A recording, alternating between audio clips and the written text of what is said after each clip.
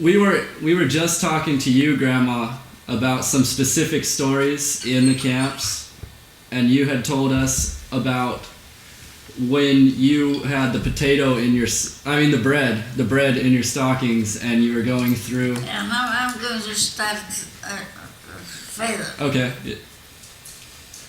Yeah, so. Because I was promoted by Mr. Miller. Mr. Miller was the head of the concentration camp, but he liked me very much. Was it because you were pregnant? Yeah, maybe. No, because I spoke German fluently, but I can't speak it now on my son. And she was so beautiful. She's a pretty girl.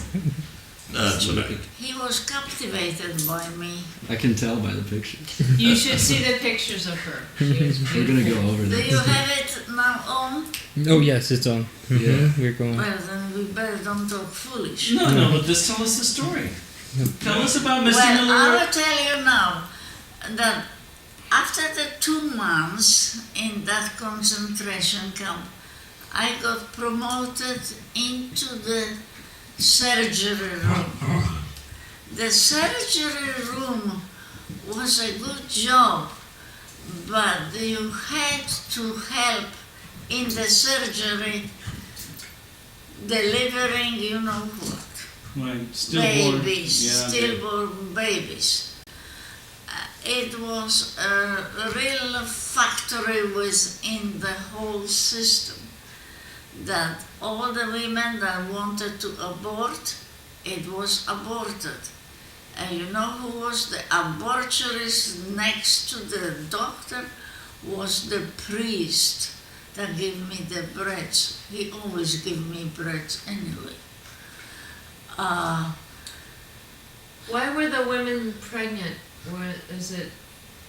Were the women pregnant when they got there, or were they Yes, raped? they were pregnant with the soldiers sometimes at the right time in the right place. Okay.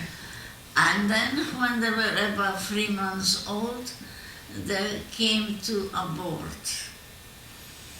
And you know how it was working on the priest. No, you It tell was me. a Catholic priest, right? He couldn't eat. He didn't eat what was given to him because he was fasting for the unborn babies. But we have to clean in the kitchen, and in the kitchen there was food brought for them, and serve the girls, sick girls, food, and clean up the kitchen and things. It was a pretty nice work without real involvement, you know.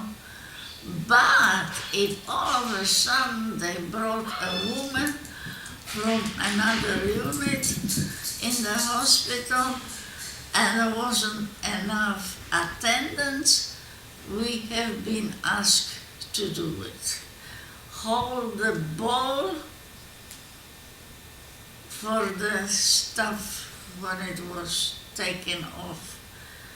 That was the worst thing. I am all against abortion. Always was against abortion. But it was happening right there. And you had to help it, and you know, it makes you sick. And then we have to pull it into the big bucket and go on and go on and go on. It was really devastating. Did anyone refuse to help them? Hmm? Did anyone refuse to help them? No, you can't refuse. Nobody, including the priest, Whoa, could yeah. refuse. You couldn't refuse. If you refuse, I mean, that's America, but not Germany. Nobody refuses You anything. couldn't. No way.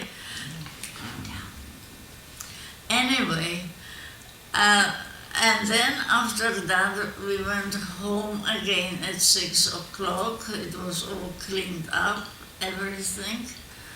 and went back to the old routine.